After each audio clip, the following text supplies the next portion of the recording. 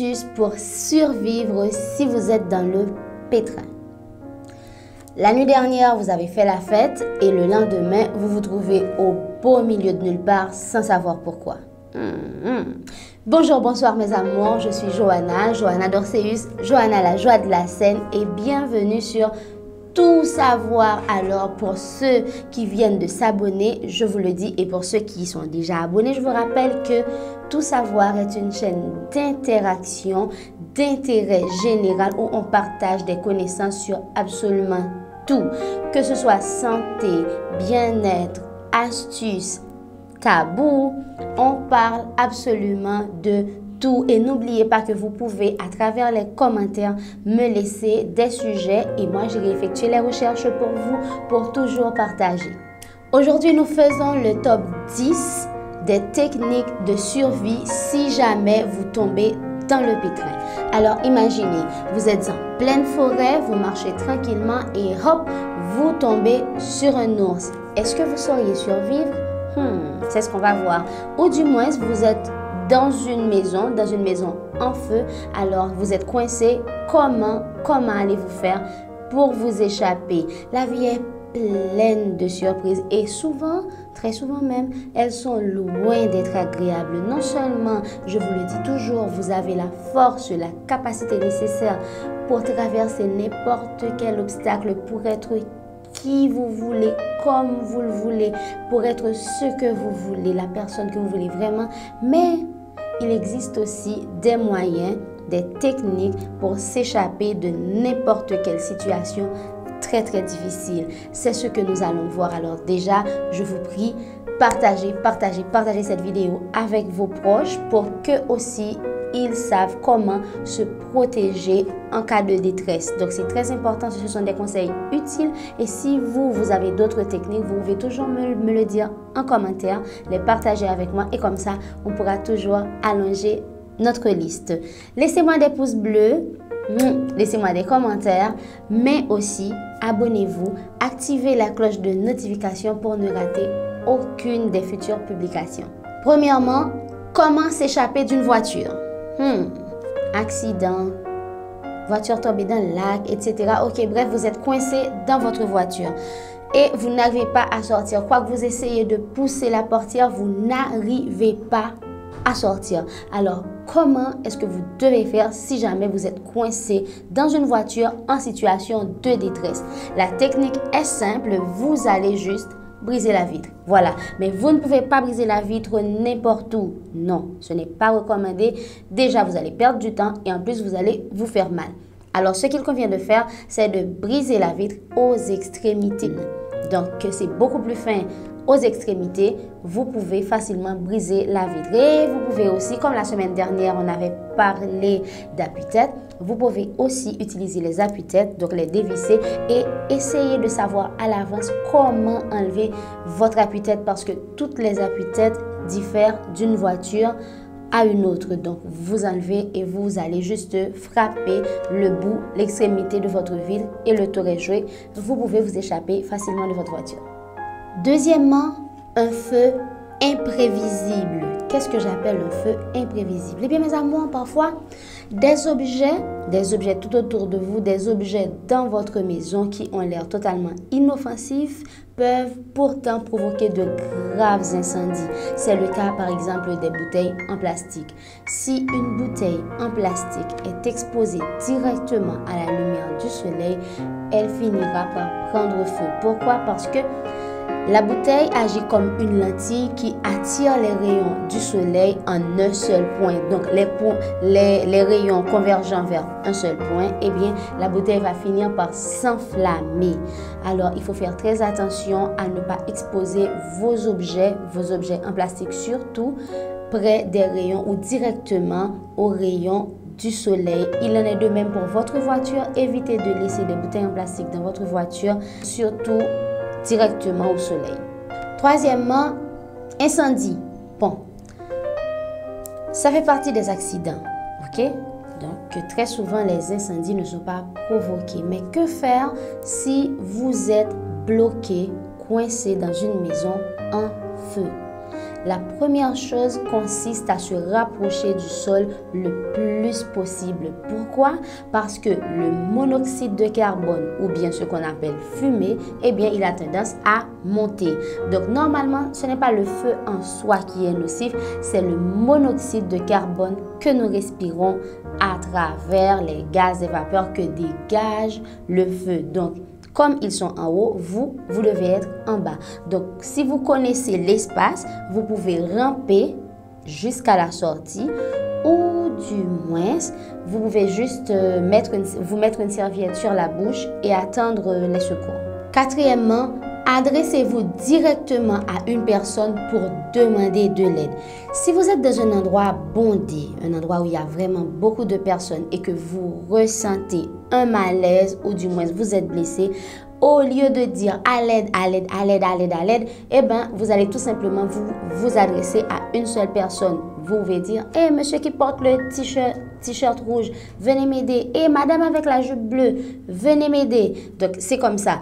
Si vous êtes dans un endroit bondé, je reprends, vous devez vous adresser à une personne spécifiquement. Pourquoi? Eh bien, parce que lorsque beaucoup de personnes sont réunies en un même endroit, quand une personne est en détresse, ils ont tendance à générer l'effet spectateur ou l'effet témoin parce qu'une personne pense que l'autre personne peut aider et l'autre personne peut aider et comme ça, vous pouvez même mourir en attendant quelqu'un et que personne ne vienne en fin de compte. Donc, en situation de détresse, adressez-vous vraiment à une personne que vous pensez qui puisse vraiment vous aider, qui est assez sensé ou qui peut appeler quelqu'un pour demander de l'aide, etc.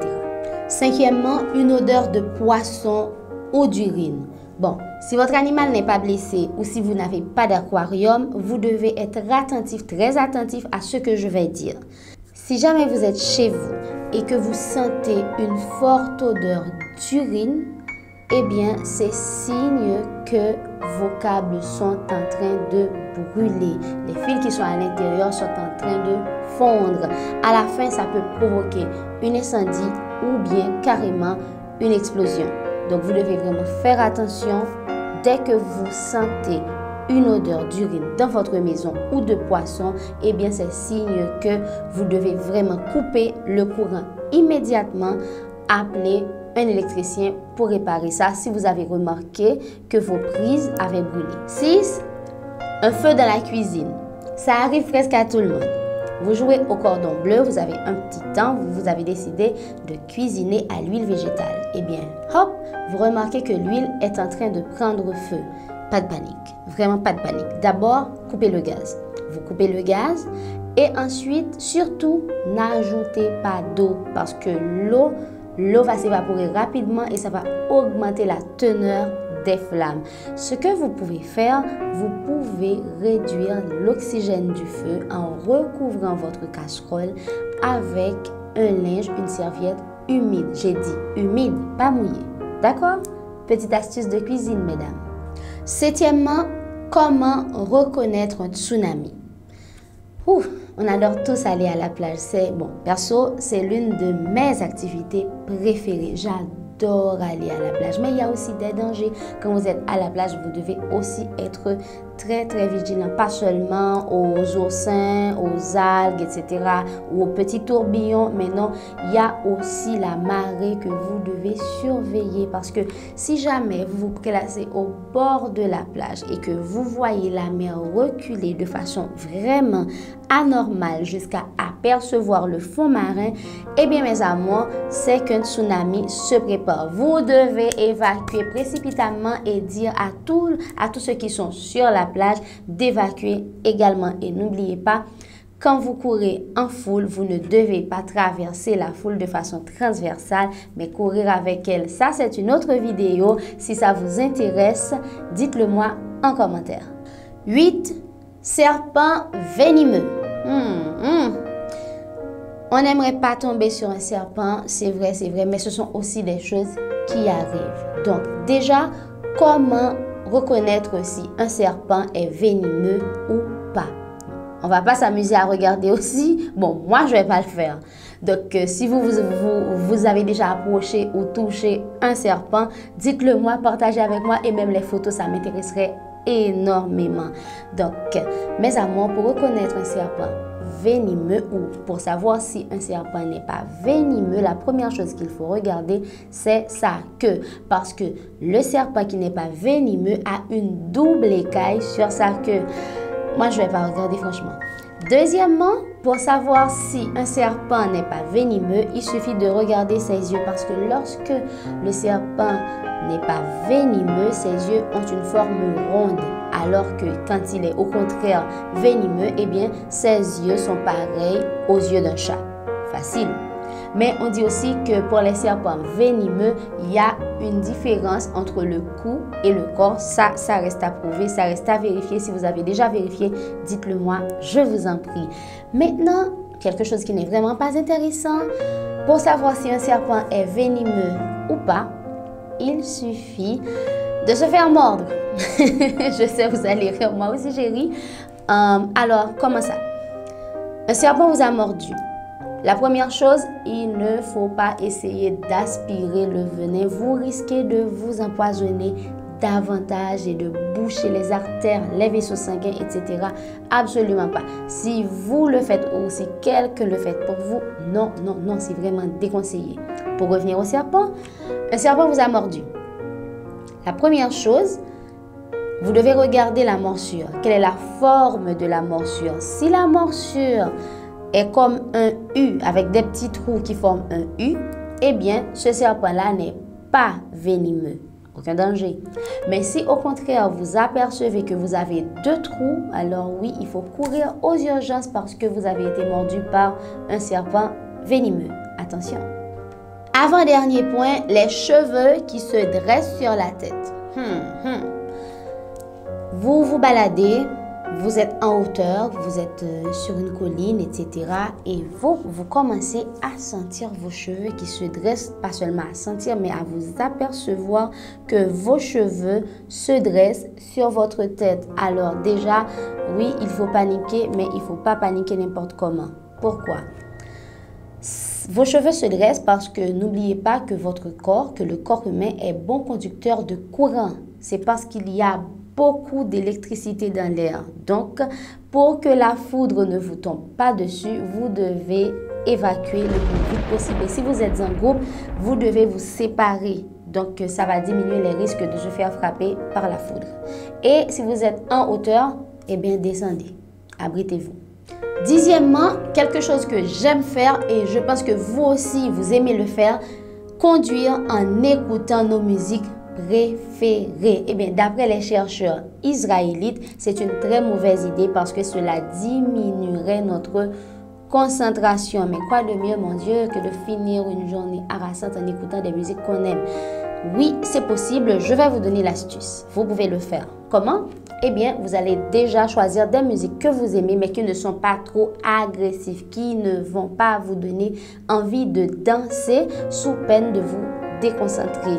Et si vous écoutez aussi des musiques que vous n'aimez pas en conduisant, eh bien, c'est l'effet contraire qui va se passer. Alors, mes amours, c'était tout pour cette nouvelle vidéo des techniques, des astuces. J'espère que j'ai vraiment pu vous apprendre des choses. S'il y a des choses que vous ne connaissiez pas, dites-le moi ici en commentaire. Et si vous aviez déjà essayé l'une de ces techniques, dites-le moi aussi en commentaire. Et n'oubliez pas d'aller essayer d'enlever vos appuis-têtes. C'est très important parce que prévenir vaut mieux que guérir. Mes amours, je vous laisse avec beaucoup d'amour. Beaucoup de bisous aussi. Je vous souhaite déjà un très bon week-end. C'est vendredi. On va danser. On va bien passer des soirées en solitaire avec une bonne tasse de chocolat chaud accompagné de lait non écrémé, malheureusement, mais ou bien devant la télé ou en lisant un bon livre. Mais moi, je vais danser. Mes amours, je vous laisse. À très bientôt. Dites-moi en commentaire si vous avez apprécié la vidéo, si j'ai pu vous apporter de judicieux conseils, techniques et astuces. N'oubliez pas de vous abonner, d'activer la cloche de notification, de liker, de partager avec vos proches pour que vous soyez toujours en sécurité. Mes titans, mes amours, mes doudous, je vous adore. Tchamberet Pamoli. À très bientôt.